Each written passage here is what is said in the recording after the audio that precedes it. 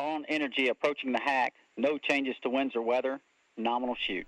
No change to winds and weather. Nominal shoot. 24 miles in altitude, 200 miles to the Kennedy Space Center. Now traveling less than 6 times the speed of sound. Descending at a rate of 200 feet per second. Time to touchdown 9 minutes, 14 seconds.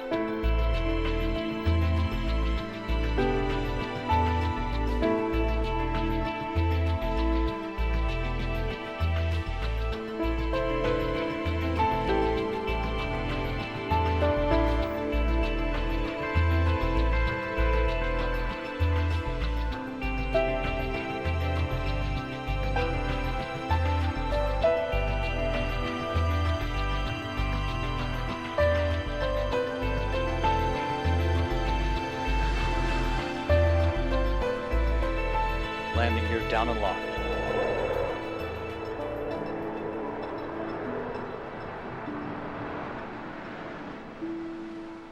Main gear touchdown. Hurley now deploying the drag chute. Ferguson rotating the nose gear down to the deck.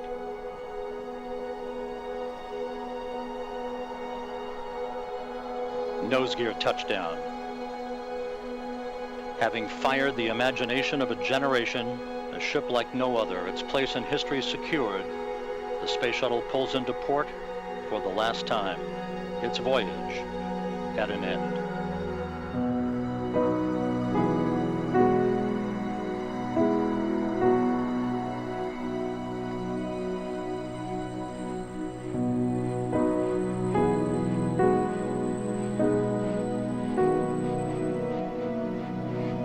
Mission complete, Houston.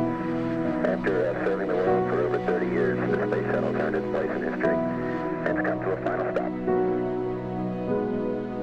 We copy your will stop, and we'll take this opportunity to congratulate you, Atlantis, as well as the thousands of passionate individuals across this great spacefaring nation who truly empowered this incredible spacecraft, which for 3 decades has inspired millions around the globe. Job well done.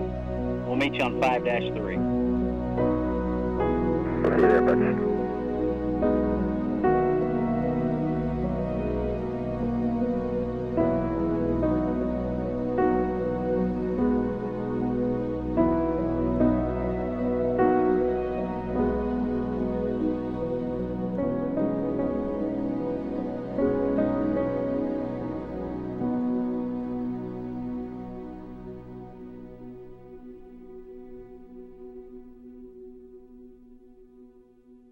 Final landing of the space shuttle. Atlantis touched down early this morning at the Kennedy Space Center, a perfect end to the shuttle program's last mission. CBS News national correspondent Chip Reed is at KSC with more for us this morning. Chip, good morning. Well, good morning, Chris. You can see the shuttle Atlantis at the end of the runway behind me. And in fact, this is the last time you will ever see a space shuttle on an active runway. NASA plans to put a plaque at that very spot to signify the end of an era. It was a perfect landing as the Atlantis touched down after a 13-day mission delivering supplies to the International Space Station, a final voyage that brings the shuttle program to an end. We copy your will stop, and we'll take this opportunity to congratulate you, Atlantis.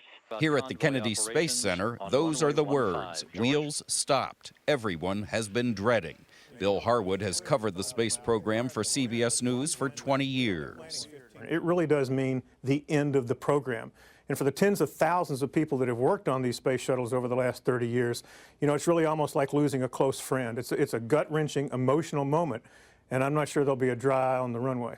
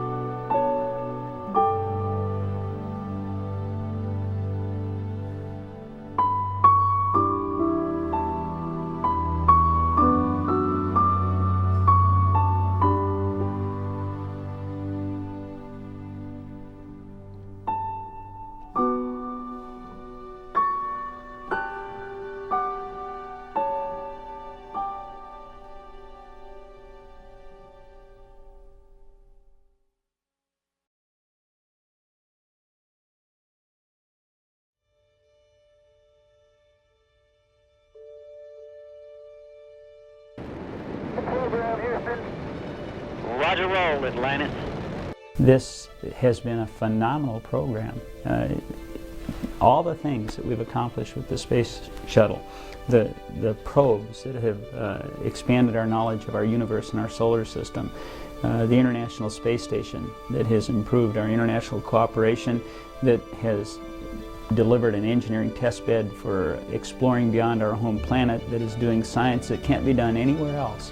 It's phenomenal. It's just a phenomenal accomplishment, and it's hard to see it come to an end. To me, the legacy of the shuttle is not only in its technical achievement and what it's delivered in space, but the incredible workforce, the tens of thousands of people who have dedicated their lives to making this program successful, to giving back to this nation and to the world the excitement of doing new things. It's really the first true spaceship.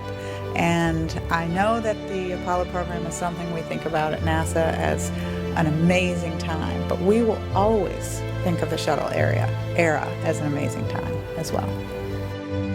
It enabled us to do things, repair the Hubble Space Telescope during the shuttle mission or servicing mission number 4, which we never would have gotten to had we not reversed one of my predecessors' decisions to cancel the human servicing mission and actually fly STS-125, where we left Hubble on orbit, a far greater, more capable observatory than any of its original, designers ever envisioned. So shuttle has done some absolutely incredible things. Transition, change is inevitable. As much as people don't like change, it's the only thing that's constant in our lives. And we have to change, we have to transition from shuttle to a new future, which we're going to define, which can be even better. A future that allows us to explore beyond our home planet, to seek our destiny, to learn what we couldn't possibly learn if we were stuck in low Earth orbit. But now we're starting to put together the systems that take us beyond low Earth orbit, and those are to destinations such as maybe even geosynchronous orbit, or out to the L1, that's a Lagrangian point where the gravity is equal between the Earth and the Moon and the Sun. They balance at a point called Lagrangian point. We can go there. We can go back potentially to a near-Earth asteroid. That's a body that comes fairly close to Earth. Some of the transit times could be as long as Mars. And ultimately, we can go to Mars. So we're looking at those destinations that are really push our capability. So what can you say about the space shuttle?